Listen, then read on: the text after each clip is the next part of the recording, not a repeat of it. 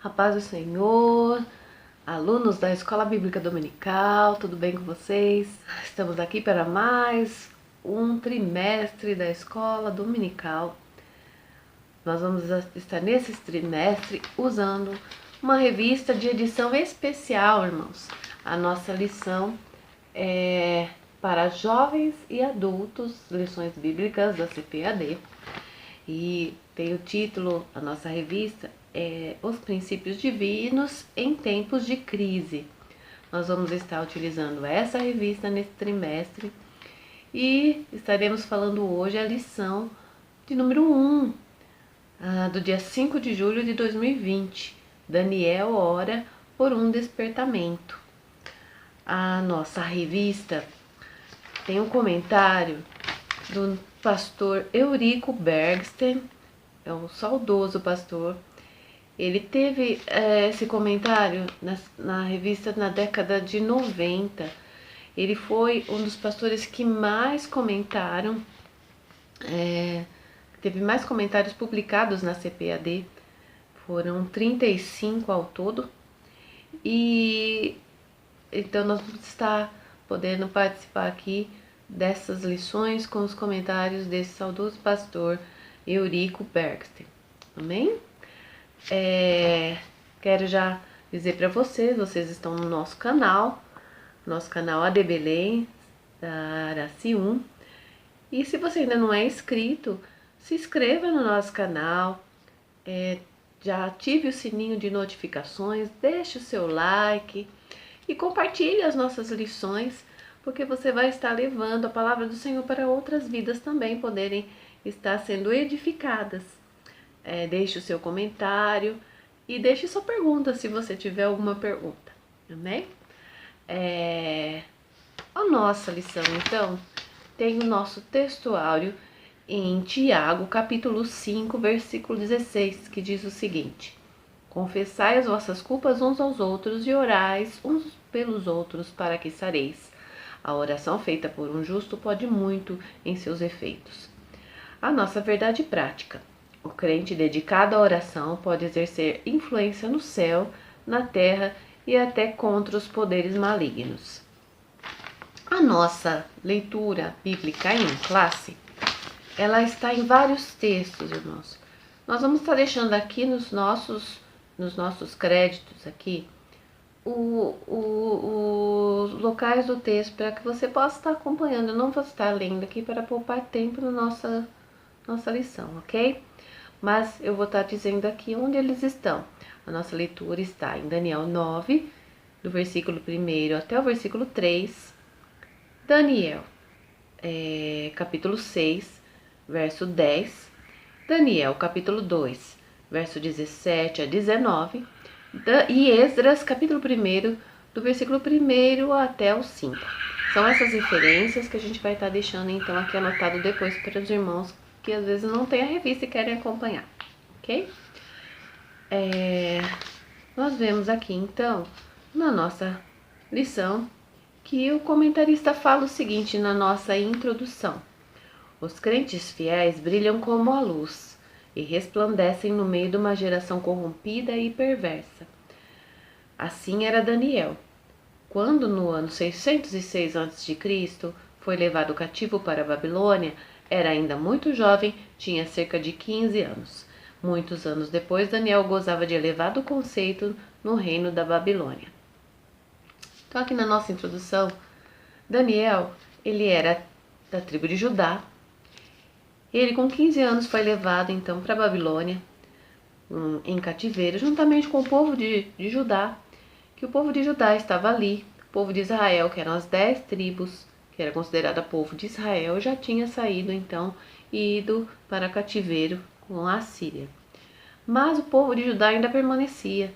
Mas mesmo assim o povo de Judá estava fora dos caminhos do Senhor, e Deus então foi alertando ao povo, foi mandando ali profetas, mas o povo não deu atenção. E então acabou Deus mandando ali Nabucodonosor para poder levá-los cativos, né?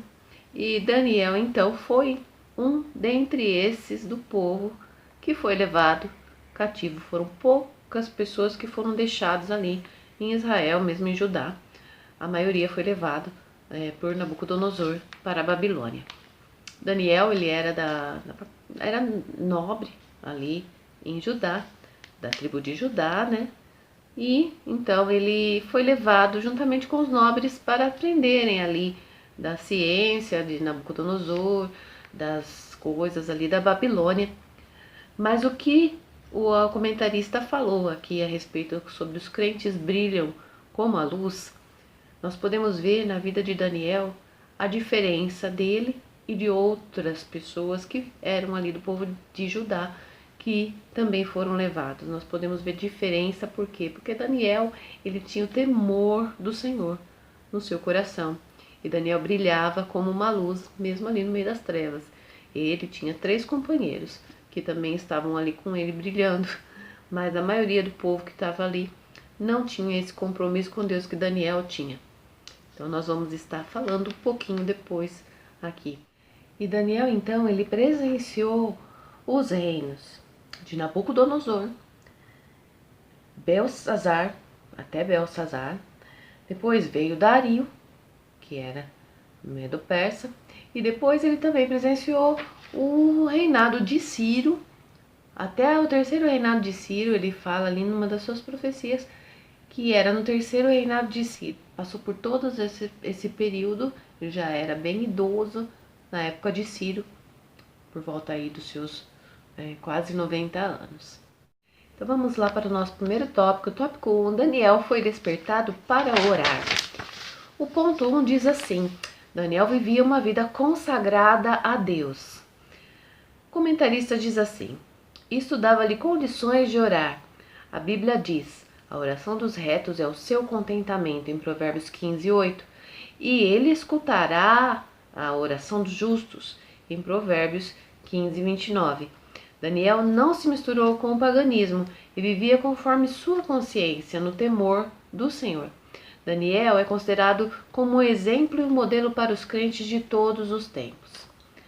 Eu aqui meditando sobre Daniel, estava vendo, ele não estava na terra natal dele, ele estava na Babilônia, ele era um jovem de 15 anos, adolescente, e ele poderia ter ali aderido a todas as coisas pagãs que tinha ali na Babilônia. Ele poderia ter, sim, aderido.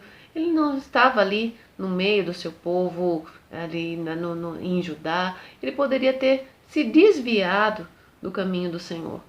Mas Daniel tinha dentro do coração dele a palavra de Deus.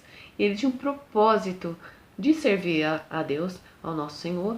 E ele tinha um compromisso, ele tinha um temor muito grande no coração. Quando ele chegou ali em Babilônia, ele tinha 3 amigos, e ele então comentou com os amigos dele, Sadraque, Mesaque e Abednego, que o Nabucodonosor acabou trocando os nomes deles ali, Ananias, Misael e Azarias. E ele então estava ali conversando com eles, e eles propuseram no seu coração de não se contaminar com os manjares do rei. Começou ali já Daniel, a gente vendo a fidelidade de Daniel. Ele esteve em todo o tempo ali na corte, ali como grande, ali que ele era governador ali também, no meio do reinado de Nabucodonosor. Mas ele não se contaminou. Ele tinha o temor do Senhor arraigado no seu coração. E nós hoje, irmãos, nós podemos ver que nós estamos num tempo difícil, num tempo em que até nós não temos conseguido congregar, e por causa dessa situação que estamos no mundo todo. Mas nós vemos, irmãos, que as 4 paredes, a gente vai ali no templo adorar ao Senhor, a gente vai ali no templo congregar com os nossos irmãos, é muito importante. A gente precisa, a palavra de Deus fala que a gente precisa ter essa comunhão com os nossos irmãos. Mas uma coisa, irmãos, é séria que a gente tem que pensar. A vida com Deus, a nossa comunhão com Deus e a nossa dedicação a Deus da nossa vida não é somente com 4 paredes. Nós não podemos deixar nossa fé esfriar nesse tempo. Nós temos que permanecer firmes. Nós temos que nos consagrar ao Senhor. Daniel, ele estava fora da terra dele e ele orava 3 vezes ao dia. A Bíblia fala que ele se voltava às janelas ali do lado, olhando para na direção, né, de Jerusalém. E ele orava ali ao Senhor 3 vezes ao dia. E nós que estamos nesse momento que nós estamos vivendo, mesmo que nós não consigamos estar, vou fazer uma analogia aqui, nós não estamos em Jerusalém, nós estamos fora, mas nós temos que estar buscando ao Senhor. Temos que buscar ao Senhor na nossa casa, buscar ao Senhor e estar em consagração, em dedicação ao Senhor. Não somente na presença de pessoas, mas também quando estamos sozinhos. Às vezes pessoas falam, eu estou sozinha, ninguém está me vendo. Mas Deus está te vendo. Então quando você está vendo algo na internet, vendo um livro, andando na rua, andando de ônibus, na sua faculdade, no seu serviço, seja onde for, mesmo que ninguém te conheça, mas o Senhor, Ele te conhece. Que você possa estar consagrando a sua vida e sendo luz como Daniel foi luz, tendo a vida dedicada ao Senhor como Daniel foi dedicado ao Senhor. Ele é um exemplo de perseverança, um exemplo de fidelidade. Que você possa tomar o exemplo de Daniel para a sua vida. Amém? Nosso ponto 2 diz assim: a estrutura espiritual de Daniel capacitava-o para enfrentar verdadeiros combates em oração. Muitos crentes não conseguem servir de ajuda decisiva com as suas orações porque nunca chegaram a experimentar o que significa combater em oração, o que significa perseverar firmemente em oração. Somente visitam de vez em quando o culto de oração. O comentarista fala aqui, a respeito do culto de oração. Quando nós tínhamos os nossos cultos de oração, é lógico, isso em todos os lugares a gente vê, a maioria das pessoas não costumam ir em culto de oração. Mas eu quero frisar bem, que nós possamos ter a oração, não somente nos nossos cultos, mas que nós possamos fazer a nossa vida um altar de oração, orando em todo o tempo, e que nós dediquemos ao Senhor o tempo também de oração diária. Daniel, ele dedicava aquelas 3 vezes e ele combatia em oração. O apóstolo Paulo fala, vigiai sempre em oração, perseverando em todo o tempo, orando. Então, irmãos, a gente tem que estar orando em todo o tempo. Como orar em todo o tempo? Se eu estou fazendo alguma coisa, sim, você pode estar fazendo algo, mas com seu pensamento ligado aos céus, que você possa estar dedicando isso na sua vida. Você vai ver, você vai crescer espiritualmente, você vai estar fazendo como Daniel aqui, combatendo em oração e vigilante também. Amém? Que Deus possa estar te ajudando, que Deus possa estar dando esse esclarecimento para que você possa estar cada dia mais na presença do Senhor. O nosso ponto 3 fala, coincidindo com o período de oração de Daniel, profundas mudanças estavam para acontecer na Babilônia. Como eu disse, Daniel ele esteve até a época de Belsazar. Belsazar ele era neto de Nabucodonosor. Nabucodonosor acabou morrendo e não foi diretamente já para Belsazar. Muitos podem pensar que já morreu Nabucodonosor e já entrou Belsazar. Não foi assim. Teve outros governantes ali. Mas Belsazar era filho de Nabonido e ele era neto de Nabucodonosor. E ele estava ali no reinado de Nabonido, mas Nabonido ele estava meio que passando para Belsazar tomar conta ali do reinado. Então, por isso que o Belsazar estava ali naquele momento governando. E ele era, como eu disse, neto de Nabucodonosor. Então, Daniel não estava em tanta atuação naquela época de Belsazar. Tanto é que quando a gente vai ver aqui em Daniel 5, que conta essa parte de Belsazar, a gente vê que Daniel não estava ali na corte, Daniel ele estava meio que afastado, porque ele já estava bem idoso. E nós vemos que Belsazar, ele foi um homem que não tinha nenhum... Nabucodonosor trouxe alguns utensílios do templo, muitas taças, vasilhas, coisas que eram utilizadas no templo ali em Jerusalém, e ele trouxe para o reino. Só que Nabucodonosor nunca usou esses utensílios da casa de Deus, ele nunca usou. Mas Belsazar, ele se atreveu a fazer isso. Ele pegou, fez uma festa, estava ali se embriagando e mandou trazer as coisas que eram consagradas da casa do Senhor. E trouxe ali na presença dele, ele começou a beber e começou a usar aquilo ali, as coisas que eram consagradas a Deus. Ele usou com toda a irreverência e Deus se irou. Estava ali com as suas concubinas, estava ali naquelas orgias, e Deus então ele se irou. E Deus ele tinha um plano já, porque a queda de Babilônia estava próxima. E então, quando chegou ali, quando Belsazar trouxe ali aqueles utensílios e começou então ali com aquela irreverência, Deus então ele fez com que uma mão viesse na parede e escrevesse, e todos viram aquela mão, e a Bíblia fala que os joelhos de Belsazar começaram a tremer, e aquela mão escreveu Mene, Mene, Tekel e Parsim. Escreveu ali na parede. E ele então ficou atônito, Belsazar ficou atônico, e ninguém sabia traduzir o que eram essas palavras, e ainda mais uma mão, somente a mão escrevendo, a mão de um homem. E todos ficaram atônitos. Acabou a festa na hora, né, irmãos? Mas, quando estava ali, a avó de Belsazar estava ali e falou, olha, tem um homem, porque ninguém sabia decifrar. Aí ela falou, tem um homem que ele decifrou muitas coisas, ele interpretou os sonhos, e ele se chama Daniel. Era na época do seu avô.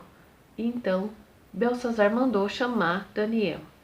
E Daniel veio e interpretou, assim, aquelas palavras que falava, até eu vou ler aqui com os irmãos, falava assim, esta, pois, é a escritura que se traçou, Mene, Mene, Tekel e Parsim. Essa é a interpretação daquilo, Daniel falando, Mene, contou Deus o teu reino e deu cabo dele. Tekel, pesado foste na balança e achado em falta.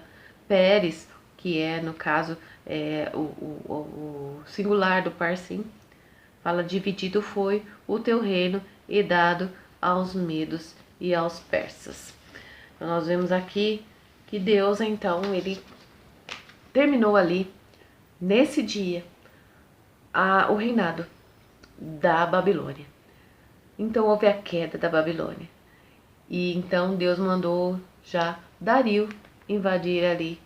Dario veio, que era Medo-Persa, e logo em seguida já veio e já invadiu ali a cidade, e Belsazar acabou morrendo, e Babilônia então acabou perdendo a sua terra para o seu domínio para os medos e persas, que era uma nova época e que Deus então estaria agindo em favor do seu povo.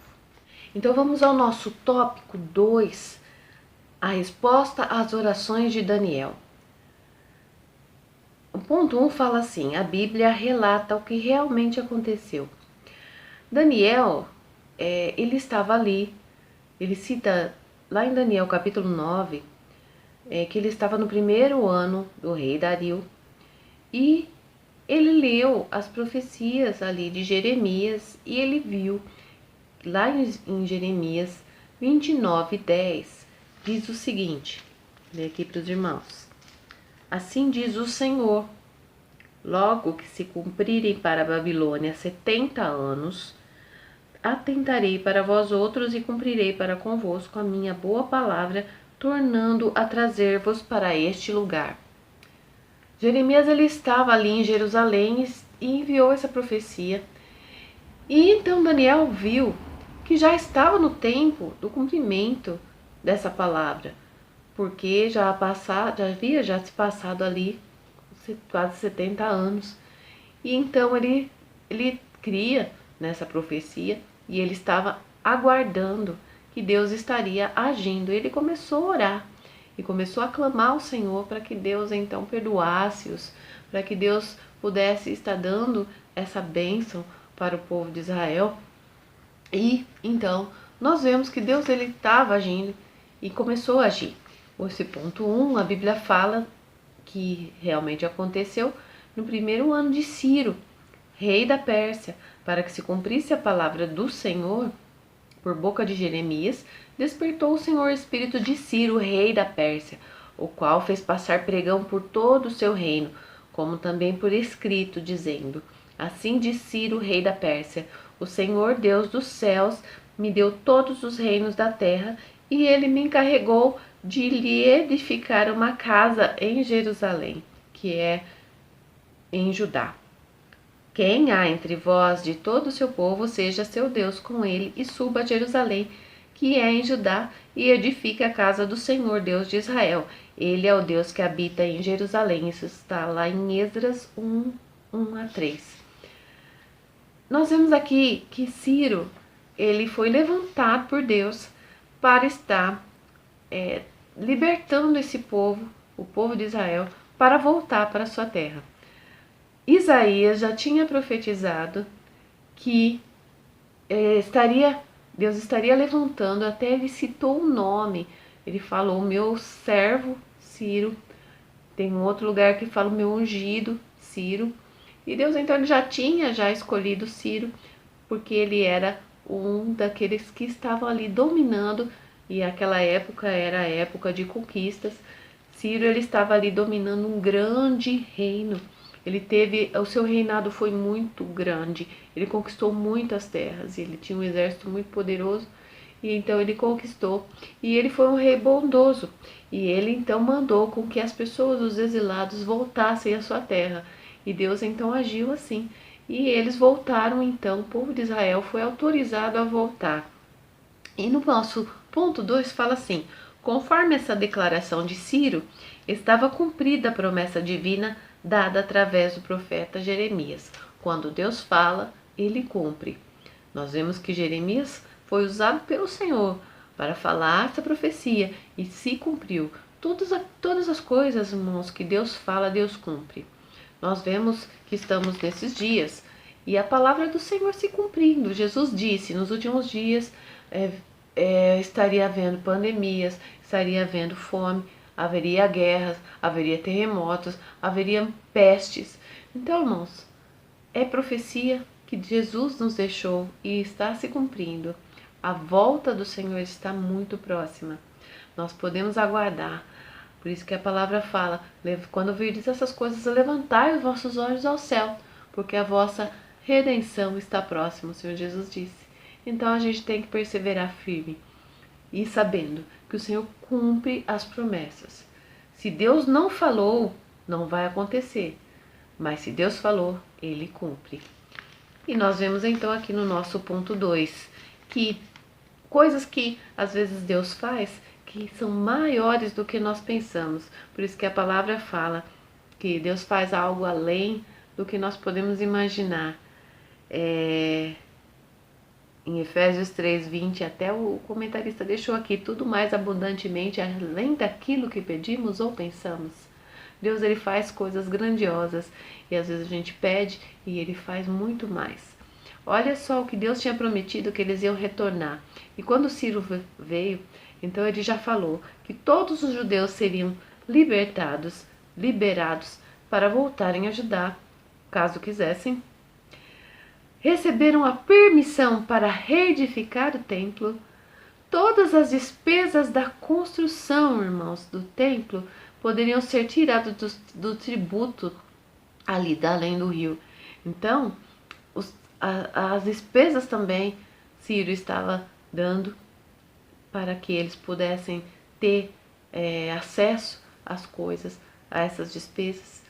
E os vasos, aqueles vasos que Belsazar usou de tanta irreverência, Ciro então mandou que tudo voltasse para o templo do Senhor, para Jerusalém. Nós vemos então que Deus ele retornou o povo, Deus então ele fez com que coisas maravilhosas acontecessem, foram restaurados depois os muros. Então Deus ele é fiel.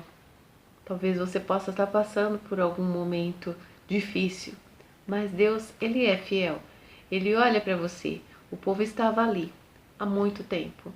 Daniel ele passou todo aquele período ali, mas ele cria que Deus estava com ele. Ele tinha um compromisso com Deus e ele sabia que Deus ele não iria deixar eles ficarem para sempre naquela situação.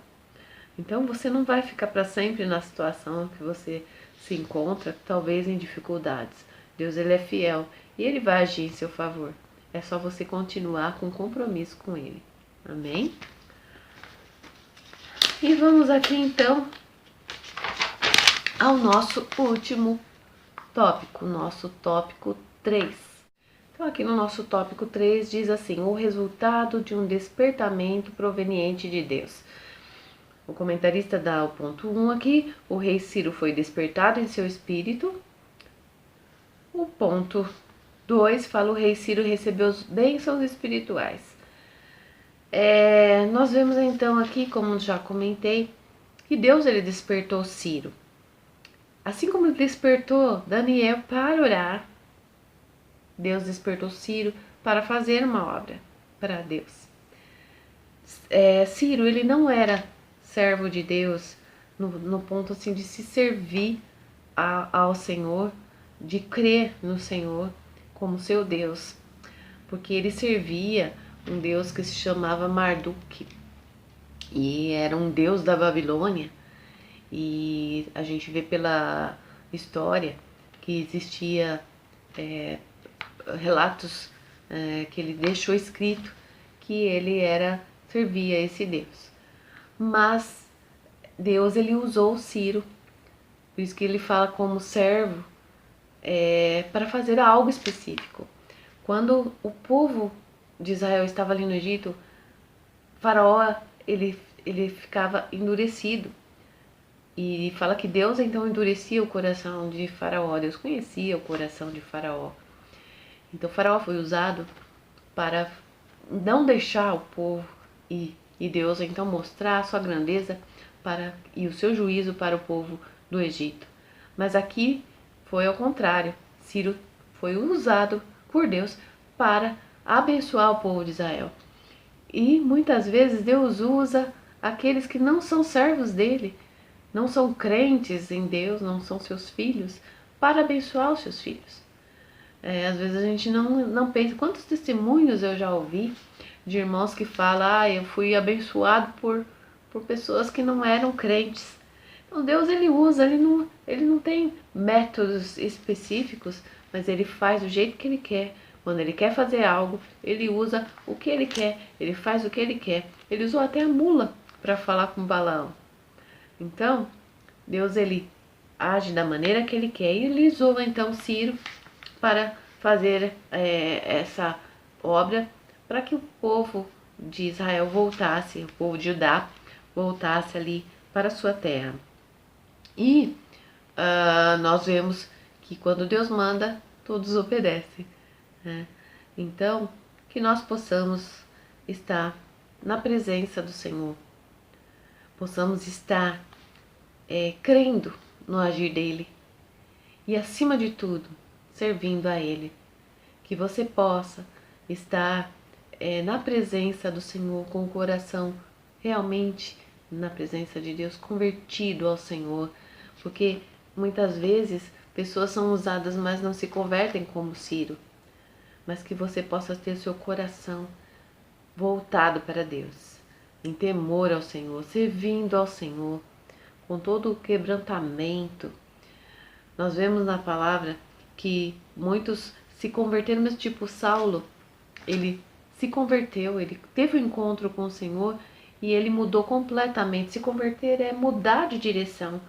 Ele ia numa direção de perseguir a igreja, mas aí ele conheceu o Senhor Jesus e ele então passou a servi-lo. Aí ele foi perseguido por amor ao Senhor, fazendo a obra do Senhor. Nós vemos, por exemplo, Zaqueu. Zaqueu, ele se converteu ao Senhor, ele creu em Jesus Cristo como seu Salvador e ele então mudou as atitudes da sua vida. Então talvez você esteja me ouvindo e esteja tendo algumas atitudes que não condizem com aquilo que você às vezes está na igreja e não está fazendo algumas atitudes que é de servo de Deus, mas que você possa estar tomando essa decisão hoje. E não seja somente pessoa que esteja ali na igreja ou esteja dizendo-se cristão, mas sim que você possa ser realmente o servo autêntico do Senhor. Que nesses momentos que estamos vivendo, nós possamos meditar que precisamos estar mais do que nunca na presença de Deus, buscando a sua face, aguardando a nossa redenção. Então que Deus te abençoe, que o Senhor fale melhor ao seu coração, e eu termino dizendo para você como o Senhor disse para Daniel. No final, então, do livro dele, ele fala assim no versículo 13: Tu, porém, segue o teu caminho até ao fim, pois descansarás e ao fim dos dias te levantarás para receber a tua herança. Que nós possamos seguir nosso caminho até o fim, porque nós começamos, e que possamos chegar até o fim, que é onde nós precisamos ir. Amém? Deus te abençoe, um grande abraço, fique com Deus.